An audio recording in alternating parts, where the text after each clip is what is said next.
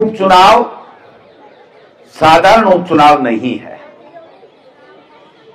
उपचुनाव जब होता है जब कोई व्यक्ति या तो एमएलए से एमपी बन जाता है तो उसको छोड़ना पड़ता है, या फिर दुर्भाग्य से निधन हो जाता है तब छोड़ना पड़ता है।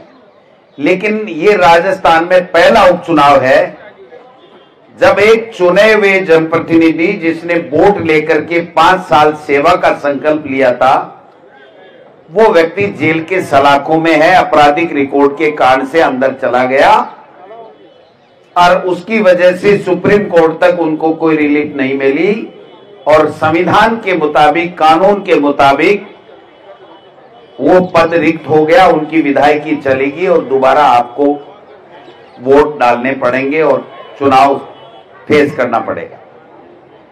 मैं आपसे एक ही निवेदन करना चाहता हूं, 5 साल का हमारी कांग्रेस पार्टी का काम, योजनाएं किस प्रकार की थी एक बार उस पर नजर डाल लो।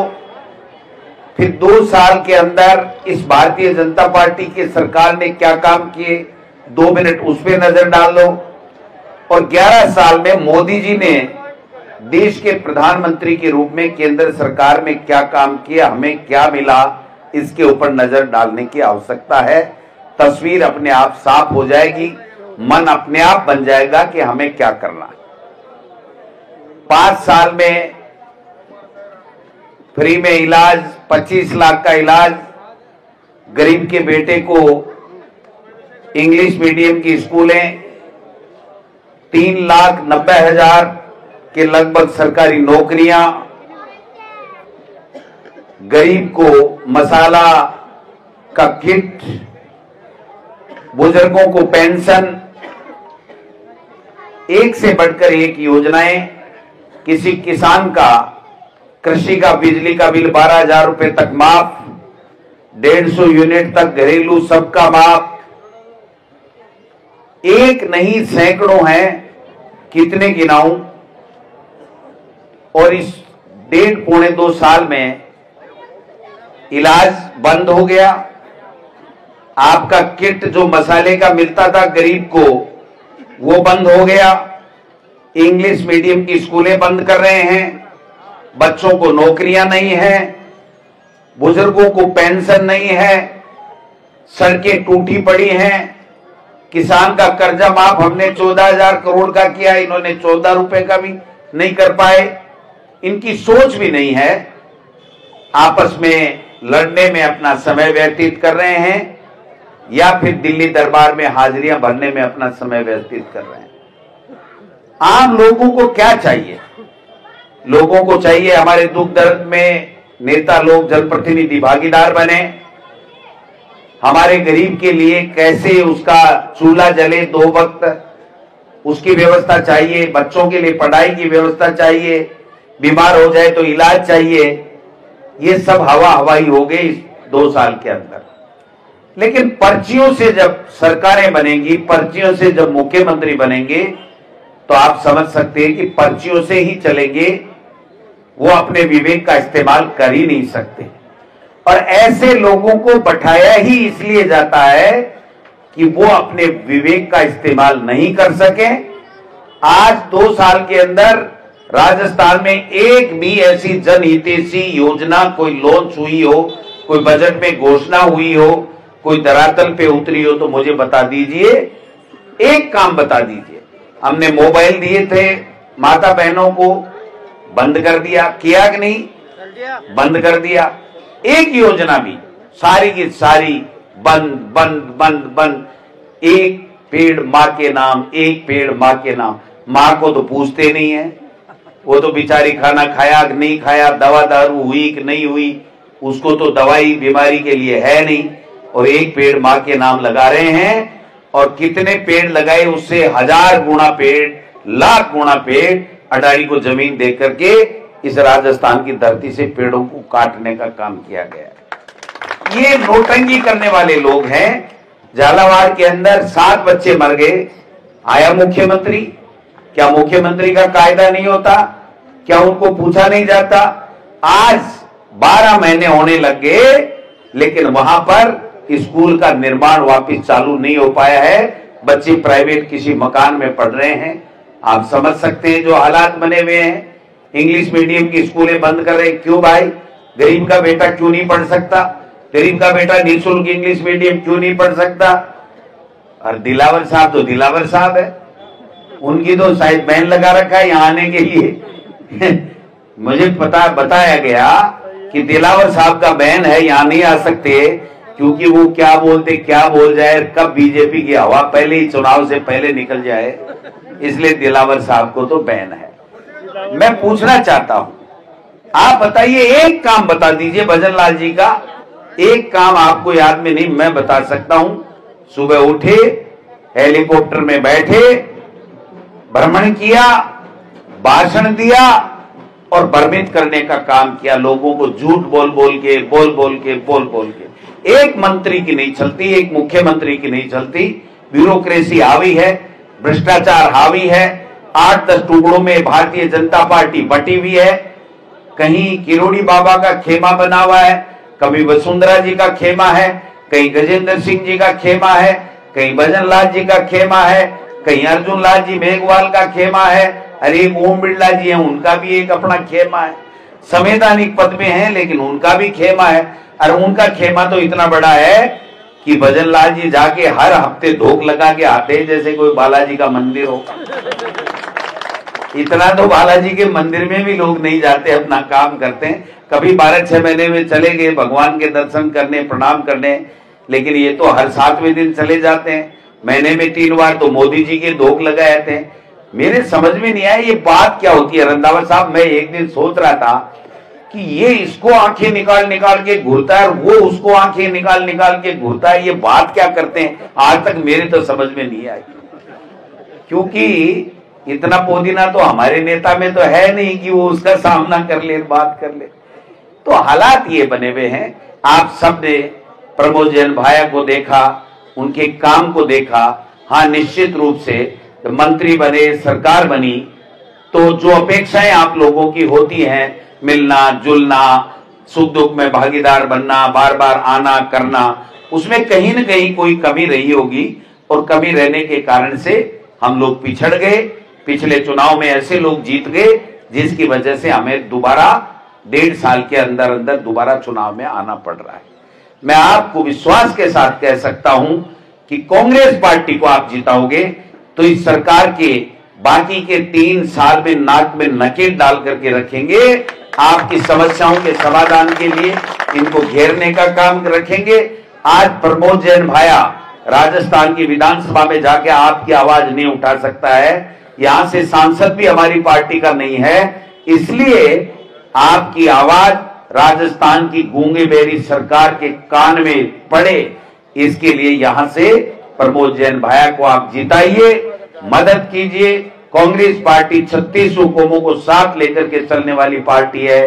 चाहे नरेगा में काम का अधिकार दिया तो कांग्रेस पार्टी ने दिया, राइट टू एजुकेशन, शिक्षा का अनिवार्य कानून, निःशुल्क शिक्षा का दिया तो कांग्रेस पार्टी ने दिया। खाद्य सुरक्षा गारंटी अधिनियम, गरीब को 2 रुपए किलो गेहूं देने का काम किया तो कांग्रेस पार्टी ने किया। और इस मोदी जी ने तो क्या किया, हवाई जहाज से नीचे ही नहीं उतरता मेरा भाई, नीचे ही नहीं उतरता। आज इस देश में ये विदेशी पर्यटक हो गया, देश का प्रधानमंत्री नहीं रहा, विदेशी पर्यटक हो गया। और Amit Shah ji ED, income tax, CBI कहां डालना है, किस विपक्षी पार्टी को तोड़ना है, कहां सरकार को तोड़ना है, कहां क्या करना है, इसमें लगे हुए हैं।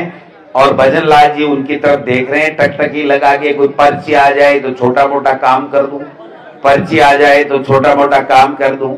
हमारे रंधावा साहब कहते हैं बार बार, वो कहते हैं कि पहले हमने सुना था कि कमजोर व्यक्ति होता था, बच्चा होता था तो उसको कोई न कोई पर्ची दे जाता था कि तू टीप ले, टीप करके परीक्षा पास कर ले, 36 नंबर ले आया 100 में से।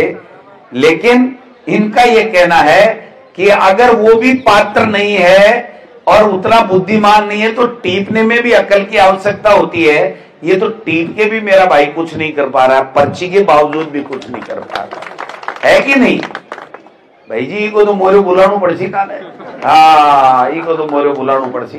ये अभी कह रहे थे पानाचंद जी की मोरिया बुलाओ। भाई जी मोरियो तो देखो यहाँ गोने बोले, मैं बताऊं जी यहाँ बोला है 11 तारीख को एक मशीन आएगी, उसके सामने नाम लिखा होगा प्रमोद जैन भाया, उसके सामने प्रमोद जैन भाया की फोटो होगी, उस फोटो के सामने हाथ का निशान होगा, हाथ के निशान के आगे एक नीला बटन होगा, और उस बटन को आप इतना जोर से दबाओ, इतना जोर से दबाओ कि दिल्ली तक आवाज जाए और वो मशीन बोले चू, और जूही मशीन बोले चू, प्रमोद जैन भाया विधानसभा में जाए और बीजेपी का बोले मोरिया। वो बटन दबाने से बोल लेगा, भाषणों से नहीं बोलेगा। मोर, मेरा मोर बहुत कड़ा है, नियम का पक्का है, सिद्धांतों पे चलने वाला है।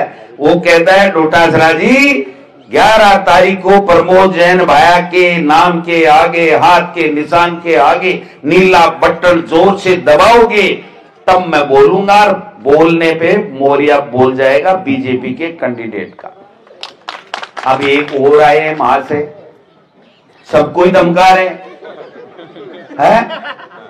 सबको ही धमका रहे हैं, यहां से भी लड़ूंगा, यहां से भी लड़ूंगा, यहां से भी लड़ूंगा। एक दिन तो जोर जोश में निकल गया मेरे भाई के, बोले जब तक कांग्रेस पार्टी मेरे को एमएलए नहीं बढ़ाती कहीं से कांग्रेस को नहीं लड़ने दूंगा। ये तो जोरदार काम है। कांग्रेस पार्टी मेरे को ले ले, नहीं तो लेने के देने पड़ जाएंगे। अरे भाई ऐसे क्यों धमका रहा है? ऐसे कोई लिया जाता है क्या? घर में तो आदमी माँ बापू तो नहीं रखते, परिवार वाले तो नहीं रखते धमकाने से।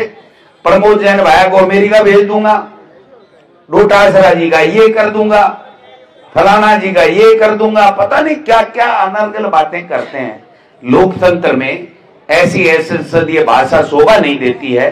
चुनाव लड़ने का सबको अधिकार है, लेकिन धमका के कि मैं ठीक कर दूंगा, मैं ठीक कर दूंगा, ए भाया पैसे मत खर्च कर नहीं तो मैं ठीक कर दूं। अब क्या प्रमाण है पैसे खर्च कर रहा है कि नहीं कर रहा है? ये पटाखे तो जरूर फूट रहे हैं, आपने फुड़ाए हैं, एक भाया ने फुड़ाए हैं, मुझे तो पता नहीं। इस पटाखों के अलावा क्या खर्चा कर दिया साहब? एक भी आदमी ठंडा पानी पिया हुआ नहीं है, मुझे तो नहीं लगता एक भी आदमी इतने लोगों में। तो कोई मतलब नहीं है ऐसी बातें करने का। हर जगह छबड़ा मैं, देवरी उनियारा मैं, अंता मैं, दौसा में लोकसभा चुनाव लड़ना था, बोला मैं क्यों नहीं। तो ये कोई बात नहीं होती है। प्रजातंत्र में लड़ने का अधिकार है, आप लड़िए, लेकिन जिस भाषा का इस्तेमाल आप कर रहे हैं वो आपके लिए ठीक नहीं है, लोकतंत्र के लिए ठीक नहीं है। इसलिए ऐसे लोगों को, आप सब लोगों को समय आने पे सबक सिखाना है, और वो सबक है मत के द्वारा, आपके वोट के द्वारा। आपका वोट प्रमोद जैन भाया और कांग्रेस पार्टी को देना है। कांग्रेस पार्टी का वोट 36 कौमों की बहबूदी के लिए, कल्याण के लिए, आपके आगे बढ़ने के लिए होगा। भारतीय जनता पार्टी का कैंडिडेट को तो मदन राठौड़ साहब ही कह गए कि ये मंत्री बन सकता है, तो भाई जी डांट बनाया हो, बड़ा बनाया हो। ये वो व्यक्ति बात करते हैं ऐसी कमजोरी की जिनको अपने पे और अपने कैंडिडेट पे, अपनी पार्टी पे भरोसा नहीं होता है। उनको भरोसा है ही नहीं। उन्होंने लगा कि ऐसे थोड़ा सा सुगुपा छोड़ दो, लालच पैदा कर दो, कोई भ्रमित होकर के और वोट डाल जाए, कहीं जीत जाए तो ठीक है, नहीं तो हारा हुआ तो पड़ा ही है कि उसको तो कौन छेड़ रहा है। हालात ये है कि मदन राठौड़ जी, एक आपने करणपुर में चलते चुनाव में शपथ दिलाई थी सुरेंद्र पाल टीटी साहब को, तो उसका मोरिया बोल गया था, वो अग्निवीर मंत्री बन गए थे कि नहीं बन गए थे? अग्निवीर समझते हो, जिसकी पेंशन नहीं होती, बाद में कोई ठोर ठिकाना नहीं होता। ये केंद्र की स्कीम, बीजेपी की स्कीम है। तो ऐसी ही इनके लोगों के लिए, इनको पता है कि ये नहीं जीत रहा बीजेपी का कैंडिडेट, कांग्रेस जीत रही है, इसलिए लोगों में एक लालच पैदा करने के लिए, भ्रमित करने की एक षड्यंत्र के तहत उन्होंने इस तरीके का बयान दिया। उनको खुद को ही पता नहीं कि मेरा पद कब तक है, कब नहीं है, कब चिट्ठी आ जाए, कब मुख्यमंत्री की चिट्ठी आ जाए, कब क्या आ जाए, मैं तो आपसे इतना ही निवेदन करना चाहता हूं कि प्रमोद जैन भाया आपका अपना है, आपके बीच में है, सबको साथ लेके चलेगा, 36 कौमों को साथ लेकर के आपका विकास के काम करेगा, आपके सुख दुख में भागीदार बनेगा। मैं और रंधावा साहब और उमेदवार राम बेनीवाल जी आपके बीच में आए हैं, इसलिए आप हमारी लाज रखना, हमारी इज्जत रखना, हमारी बात रखना, कांग्रेस को वोट देना। मैं आपको पूरा विश्वास दिलाना चाहता हूं कि कांग्रेस के हर कार्यकर्ता का मान और सम्मान होगा। अंता विधानसभा क्षेत्र सबसे ज्यादा विकास में आगे चलेगा, यह मैं आपसे निवेदन करना चाहता हूं। आप सब लोगों ने समय दिया, शांति से सुना, इसके लिए आपका धन्यवाद। मैं रंधावा साहब से आग्रह करूंगा कि वो भी हमें मार्गदर्शन दें। आदरणीय सुखजिंदर रंधावा साहब ये पंजाब से आते हैं, उप मुख्यमंत्री रहे हैं, आज एमपी हैं, आगे आने वाले समय में पंजाब में मुख्यमंत्री बनेंगे। हम सब पंजाब चल करके इनका स्वागत करेंगे। आज हम सब रंधावा साहब को सुनना चाहते हैं। आदरणीय रंधावा साहब। कांग्रेस पार्टी जिंदाबाद। तेजा जी महाराज की मजा नहीं आएगा। पंजाब में जब वाहिगुरु जी का खालसा वाहिगुरु जी की फतेह कहते हैं तो पाकिस्तान में सुनता है जाकर। तो जिनकी इतनी कुर्बानी है तेजा जी महाराज की, तो उनका नारा तो बहुत उसी जैसे उन्होंने शहादत दी है वैसे ही नारा उठना चाहिए। तेजा जी महाराज की अब बात बड़ी। डोटासरा जी, बेनीवाल साहब, एमएलए साहब, प्रधान जी और मेरे भाइयों बहनों, इन्होंने सभी ने बहुत विस्तार पूर्वक आपको बताया। मैं तो एक ही बात कहना चाहता हूं कि जो बीजेपी की सरकार है वो कहती है कि मैं उसने कहा था 12 साल हो गए उनकी सरकार बने हुए, उन्होंने कहा था कि हर साल 2 करोड़ नौजवानों को नौकरी दी जाएगी। अब तक 25 करोड़ नौजवानों को नौकरी मिलनी चाहिए थी, और जब आप अंकड़ा पेश किया तो उन्होंने कहा कि 80 करोड़ लोगों को हम भोजन देते हैं, अनाज देते हैं। सरकार के लिए शर्म वाली बात है कि जो सरकार 5 किलो गेहूं देती है वो नौकरी नहीं देती, लोगों को भिखारी बना रही है। अनाज हमारा हक है, एहसान नहीं करती कोई गवर्नमेंट। ये डॉक्टर मनमोहन सिंह ने आकर स्टार्ट किया था। और मैं जब कहता हूं प्रधानमंत्री जी जवाब दो, अगर आप अब तक 25 करोड़ लोगों को नौकरी देते तो मेरा ख्याल 50 करोड़ से ज्यादा हमें अनाज देने की जरूरत नहीं थी। गरीबी बढ़ाई है, घटी नहीं। तो दूसरी बात देखिए कि प्रधानमंत्री जी ने आज तक एक बार भी चाइना के बारे में कभी नहीं बात की। चीन हमारे अगेंस्ट बैठा है, प्रधानमंत्री ने कभी चाइना का नाम नहीं लिया। अमेरिका का ट्रंप हर रोज हमें मजाक कर रहा है, उसका नाम कभी नहीं लिया। बैठे हैं बेनीवाल साहब, उमेदवार राम जी, मेरा और इनका एरिया बिल्कुल पाकिस्तान के साथ लगता है। पाकिस्तान हर रोज कोई ना कोई गड़बड़ करता है। प्रधानमंत्री एक बार पाकिस्तान के अगेंस्ट बात नहीं कर सकते। इन्होंने ऑपरेशन सिंदूर किया। मैं पूछना चाहता हूं कि अगर ऑपरेशन सिंदूर किया था पाकिस्तान के 4 टुकड़े होने चाहिए थे। इसने ट्रंप के कहने पर सीज फायर कर लिया, युद्ध रोक दिया कि भाई जो हमारे वहां 20-25 शहीद हुए थे पहलगाम में, उनका बदला कौन लेगा? उनका जो सिंदूर गया, उनका सिंदूर कौन वापस करेगा? ये बातें हमने बीजेपी से पूछनी है। ऐसे ईडी आ जाए, सीबीआई आ जाए, लीडरों को डरा नहीं सकते, ना कांग्रेसी को डरा सकते हैं। डोटासरा जी, आजादी जो मिली है वो बीजेपी जब जनसंघ ने आजादी नहीं दिलवाई, आजादी मिली है तो इन लोगों की वजह से मिली है। मैंने पार्लियामेंट में बोलते हुए कहा था, मैंने कहा आप संविधान की बात करते हो, मैंने कहा सामने जो बैठे संविधान बनाने वाले नहीं है, जो माफी मांग कर आए थे अंडमान निकोबार जो जेल थी। तो मैंने कहा जो इस तरफ बैठे कांग्रेस वाले, इन्होंने अपनी शहादत देकर देश को आजाद करवाया। बीजेपी वालों, आपने आजाद नहीं करवाया। ये मोदी कहता मेरी 56 इंच छाती है।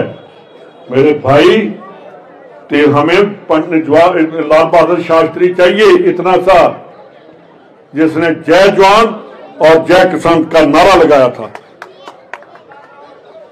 अब ना जवान रहा ना किसान ही इसने रहने दिया। जो अग्निवीर है वो फौज का जवान ही है। तो हमें बहुत कुछ अभी करने की जरूरत है। वो कहते हैं ना कि बीजेपी वाले जब भी बैठते हैं हम कांग्रेस को खत्म करेंगे, कांग्रेस फ्री देश करेंगे।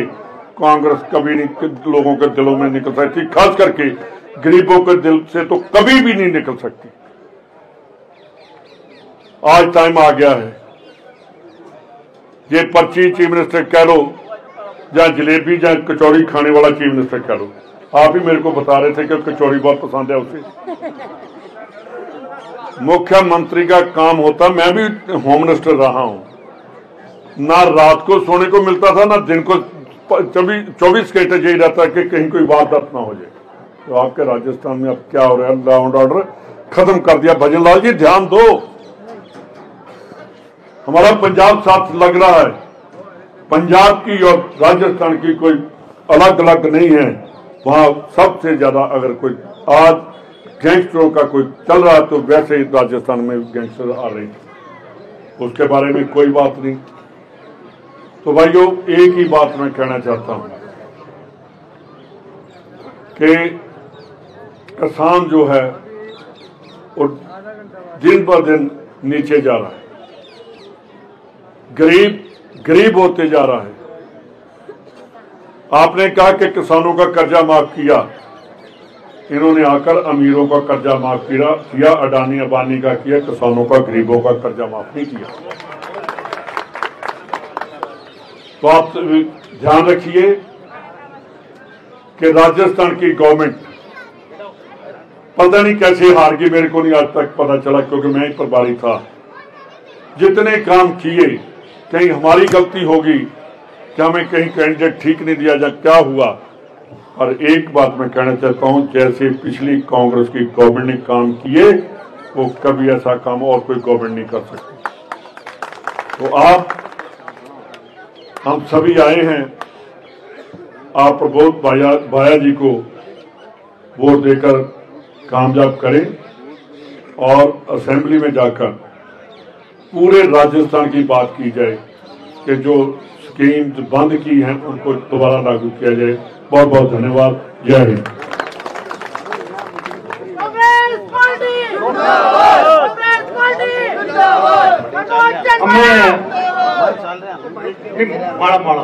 सभी अंतराज जी मीणा साहब, रामचंद्र जी मीणा साहब, किशोर चौधरी जी, रामचंद्र जी चौधरी जी, सरपंच साहब विक्रम जी, गोपाल जी चौधरी जी, बद्रीलाल जी चौधरी जी, राजवीर चौधरी जी, सभी चंद्रप्रकाश जी मीणा साहब,